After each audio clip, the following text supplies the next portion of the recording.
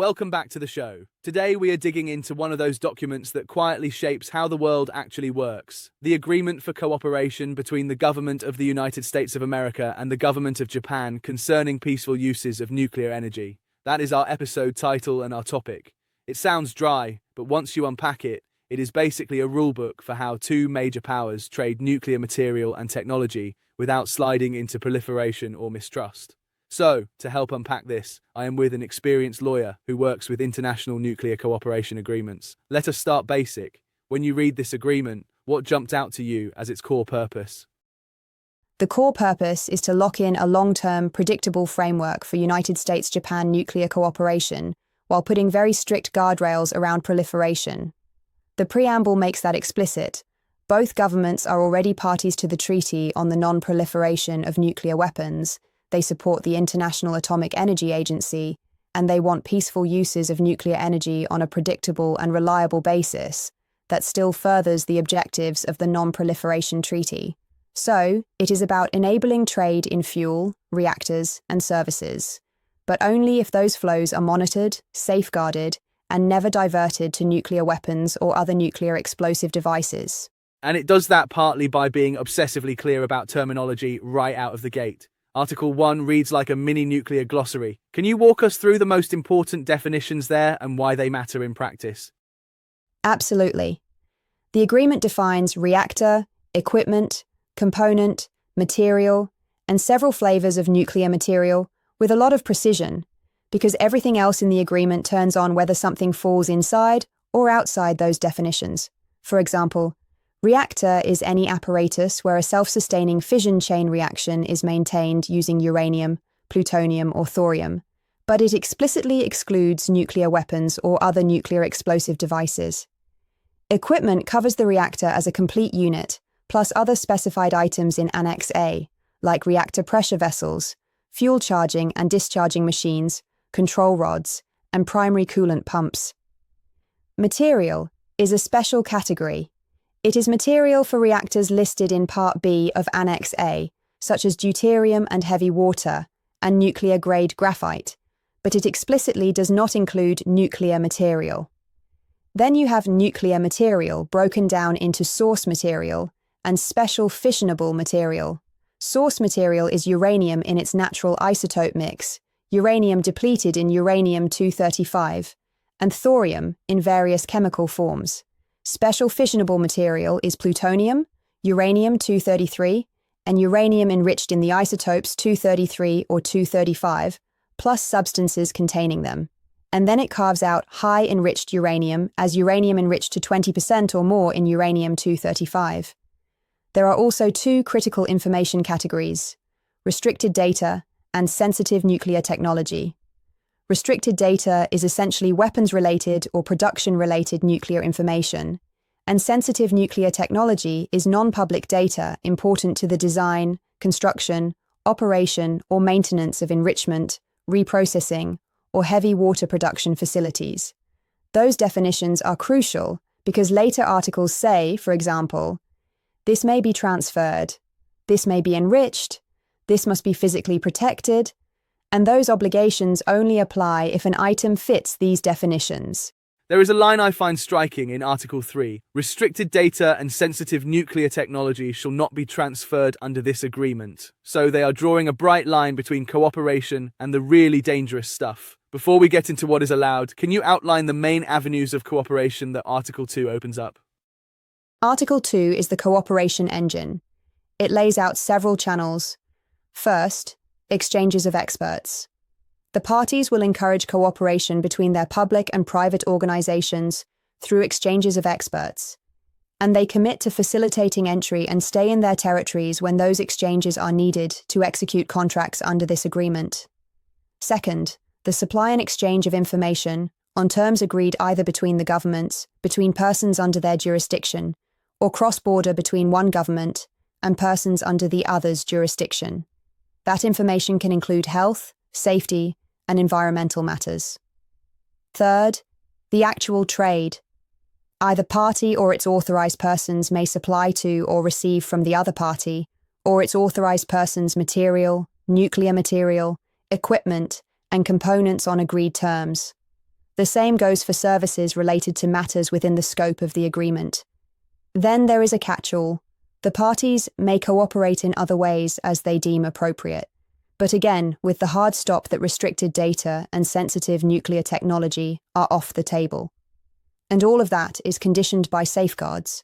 For Japan, all nuclear material in all nuclear activities must be under International Atomic Energy Agency safeguards, pursuant to its Non-Proliferation Treaty Agreement. For the United States, all nuclear material in all civil nuclear activities must be under the United States Agency Safeguards Agreement. Implementation of those respective agreements is explicitly deemed to fulfill the safeguards requirement in Article 2. I also noticed that the agreement is very specific about when things actually become subject to it. It is not automatically everything that crosses the border. How does that mechanism work? Right. There is a clear notification and confirmation sequence. Material, nuclear material, equipment, and components transferred between the two countries, whether directly or through a third country, become subject to the agreement upon their entry into the territorial jurisdiction of the receiving party, but only if the supplying party has notified the receiving party in writing of the intended transfer. Before that notified transfer, the supplier must also obtain a written confirmation from the receiving party that the item will be held subject to this agreement, and that the proposed recipient, if it is not the government itself, will be its authorized person. On the back end, Article 2 also explains how items can cease to be subject. That can happen if they are lawfully transferred beyond the receiving party's territorial jurisdiction under the agreement's transfer rules, or, for nuclear material, if the International Atomic Energy Agency determines it has been consumed, diluted to the point of being unusable for any safeguards-relevant activity, or has become practicably irrecoverable, or if, in the absence of such a determination, the parties agree it should no longer be subject. For material, equipment, and components, termination is by agreement of the parties. Let us talk about the control points on the most sensitive materials. Article 3 really jumped out at me. It basically says plutonium, uranium-233, and high-enriched uranium. This is not stuff you just put wherever you want. What is the rule they are putting in place there?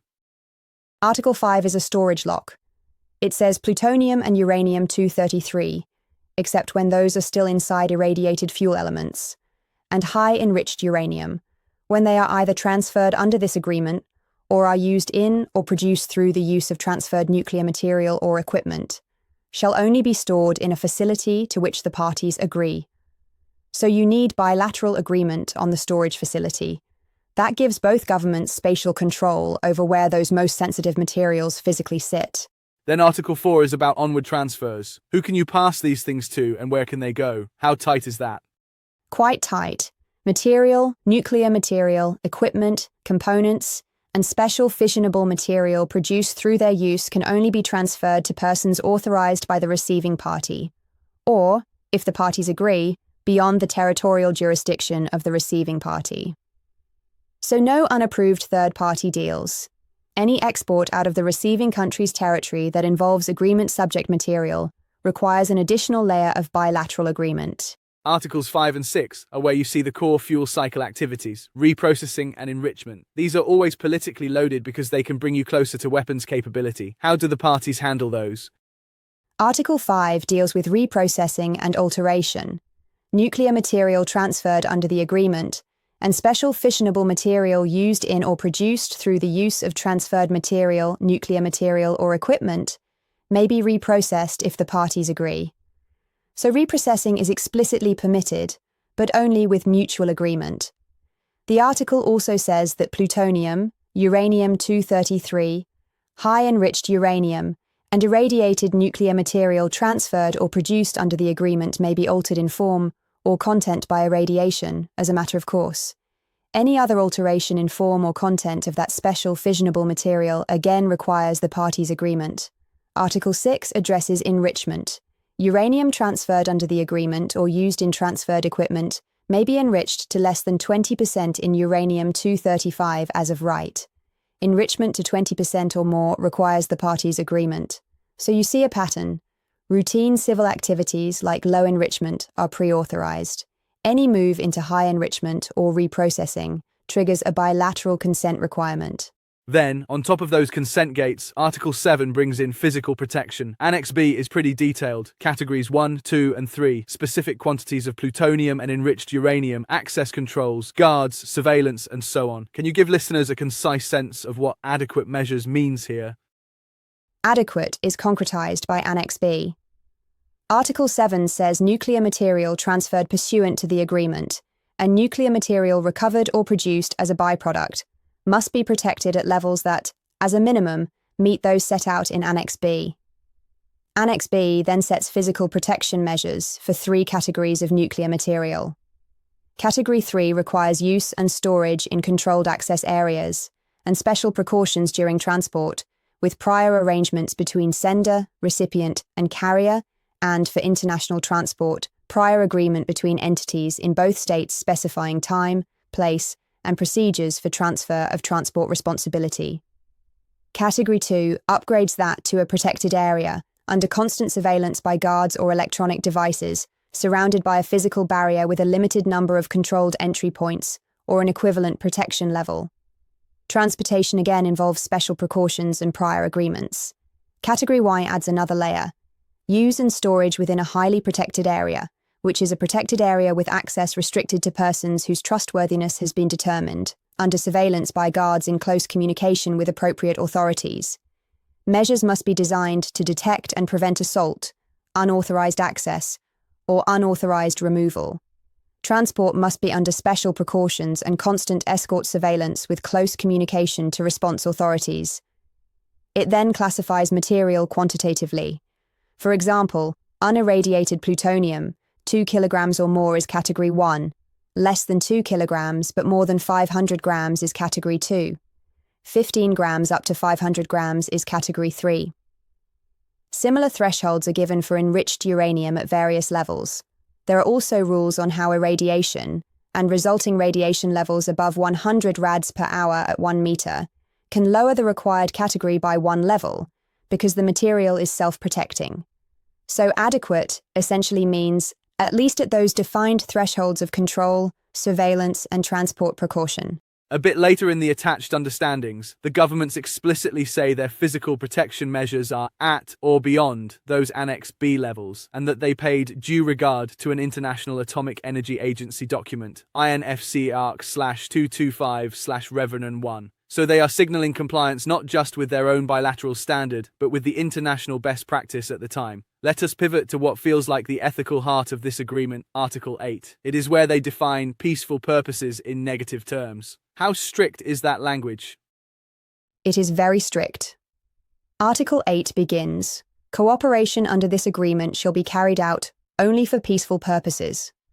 Then it specifies that material, nuclear material, equipment, and components transferred pursuant to this agreement, and nuclear material used in or produced through the use of such items, shall not be used for any nuclear explosive device, for research specifically on or development of any nuclear explosive device, or for any military purpose. The separate understandings make this even sharper. They confirm that peaceful purposes do not include use for any nuclear explosive device, or for research specifically on or development of any nuclear explosive device, inasmuch as it is not possible to differentiate between the technology for nuclear weapons and that for nuclear explosive devices for peaceful purposes. So they are rejecting the old notion of peaceful nuclear explosions outright. If it is a nuclear explosive device, it is off limits. There is also a fairly elaborate safeguards ecosystem around that promise. Article 9 and the subsequent understandings describe accounting, reporting, and substitution practices, particularly because United States International Atomic Energy Agency safeguards are limited to non-national security facilities. Can you outline that without getting lost in the weeds? At a high level, Article 9 and the understandings do 3 things. First, they require each party to have a national system of accounting for and control of nuclear material, covering all material subject to the agreement. The understandings confirm those systems exist and will be maintained. Second, they require the exchange, at least annually, of inventories of material, nuclear material, equipment, and components subject to the agreement. The United States also has to report nuclear material substituted for such material. Third, Because the United States Safeguards Agreement with the International Atomic Energy Agency excludes activities with direct national security significance, the understandings lay out a substitution mechanism. The United States will provide Japan annually with the list of facilities eligible for International Atomic Energy Agency safeguards and those actually selected. If agreement-subject nuclear material is located at facilities not selected, the parties will consult and, where practicable, substitute equivalent nuclear material at safeguarded facilities. If the material is at facilities not even eligible, they will again consult to substitute equivalent material at eligible but not selected facilities. The United States will provide an annual facility-by-facility report of inventories, shipments, and receipts of relevant nuclear material at eligible facilities. There are also design review, record-keeping, and inspection provisions.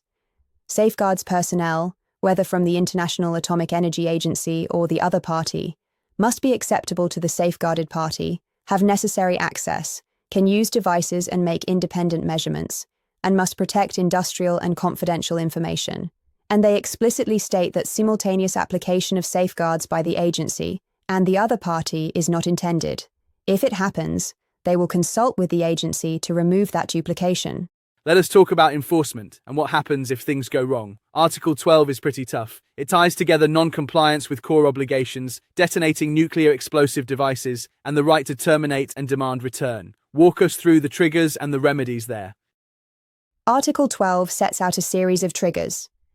If either party, after entry into force, does not comply with Articles 3, 4, 5, 6, 7, 8, 9, or 11, or with decisions of an arbitral tribunal under Article 14, or if it terminates or materially violates a safeguards agreement with the International Atomic Energy Agency, the other party has several rights. It may cease further cooperation, terminate the agreement, and require the return of any material, nuclear material, equipment, or components transferred under the agreement, as well as any special fissionable material produced through their use. Then there are explicit detonation scenarios. If the United States detonates a nuclear explosive device using nuclear material, equipment, or components transferred under the agreement, or nuclear material used in or produced through their use, Japan gets those same rights. If Japan detonates a nuclear explosive device, the United States gets those rights. Before exercising them, the parties commit to consult for the purpose of taking corrective steps, and to carefully consider the economic effects, including any need for other arrangements. And if a party does require return, it must compensate the other party or affected persons for the fair market value of what is returned. There is also an important clarification in the understandings. While a party's safeguards agreement with the International Atomic Energy Agency remains in force, the reference in Article 12 to termination of a safeguards agreement with the agency does not apply to that party. That removes an ambiguity about the trigger.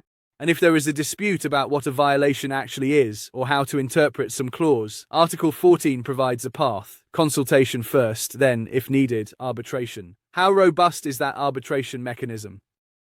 It is fairly standard but robust. Any question about interpretation or application triggers consultation on request. If a dispute is not settled by negotiation, mediation, conciliation, or similar means, the parties may agree to submit it to an arbitral tribunal of 3 arbitrators. Each party designates 1 arbitrator. Those 2 choose a third from a third country to serve as chairman. If a party fails to designate its arbitrator within 30 days of a request for arbitration, either party can ask the President of the International Court of Justice to appoint one. The same procedure applies if the 2 arbitrators cannot agree on a chairman within 30 days of the second arbitrator's designation, again with the condition that the chairman cannot be a national of either party. A majority constitutes a quorum. Decisions require 2 arbitrators, the tribunal sets its own procedure, and its decisions are binding. There is also the historical continuity element. Article 13 deals with the previous 1984 agreement and says, cooperation, initiated under the previous agreement, shall continue in accordance with the provisions of this agreement. That is an interesting way of avoiding a legal vacuum. How do they handle items and material that were already moving under the old agreement? Article 13 says that nuclear material and equipment, subject to the previous agreement, will now be governed by this new agreement. However, If the separate long-term arrangements called for in Article 11 are suspended, then during that suspension, those items are subject only to the extent covered by the previous agreement. The understandings add practical detail. The parties will establish a list of nuclear material and equipment that were subject to the previous agreement. Items transferred under the previous agreement, but not on that list, still come with guarantees. They will not be used for nuclear explosive devices, for research specifically on or development of such devices, or for military purposes. They will not be transferred beyond either party's jurisdiction without the other's agreement. And special, fissionable material used in or produced through the use of such items will not be used for nuclear explosive devices or for related research or any military purpose, and will be subject to safeguards under the respective International Atomic Energy Agency agreements. The parties explicitly say they are satisfied with how those guarantees were implemented previously.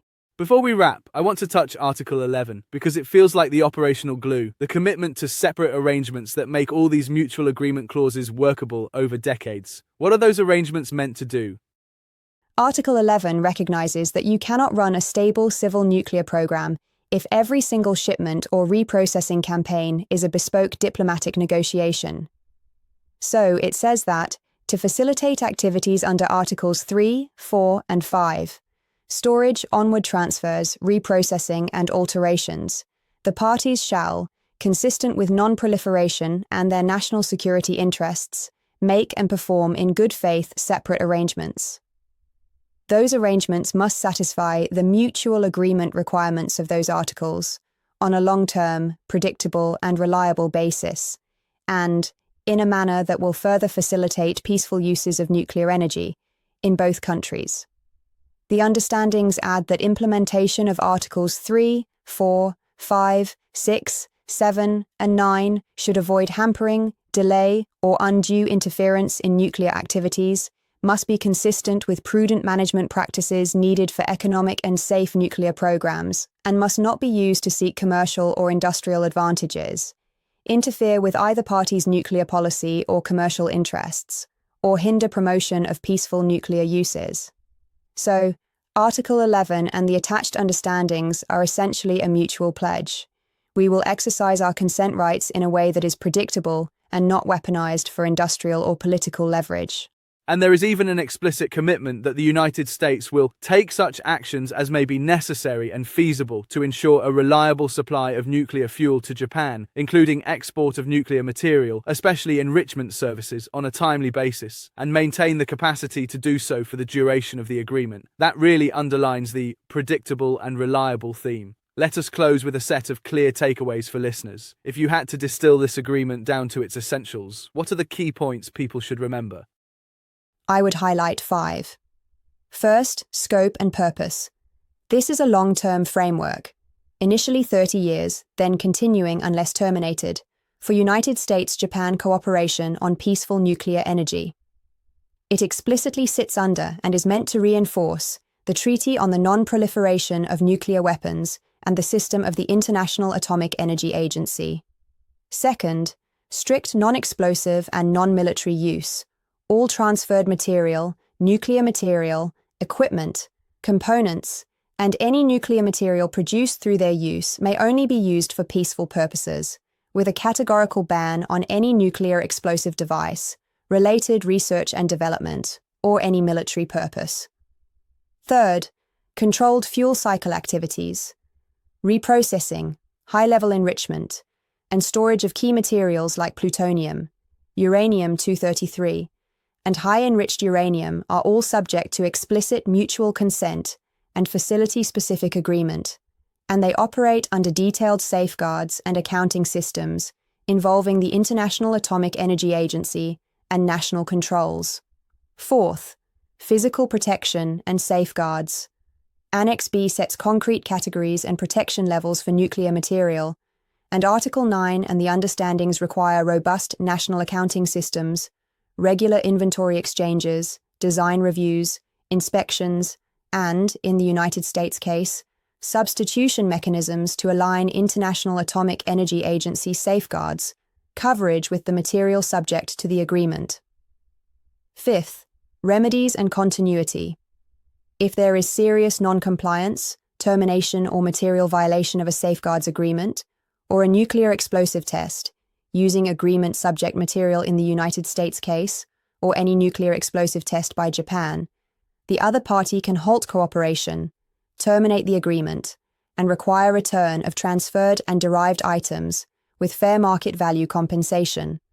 At the same time, many core obligations on definitions, use restrictions, safeguards, physical protection, and dispute resolution survive suspension or termination, and cooperation seamlessly carries over from the prior 1968 agreement under these updated rules.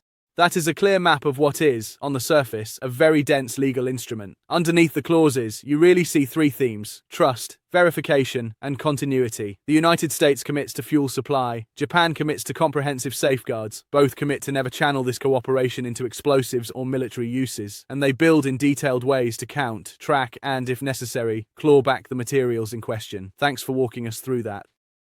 My pleasure. And thanks to all of you for listening to this deep dive into the agreement for cooperation between the government of the United States of America and the government of Japan concerning peaceful uses of nuclear energy. If you stayed with us through categories of plutonium and arbitration clauses, you now have a much better sense of how nuclear cooperation can be made both practical and safe. Thank you for listening. See you in the next one.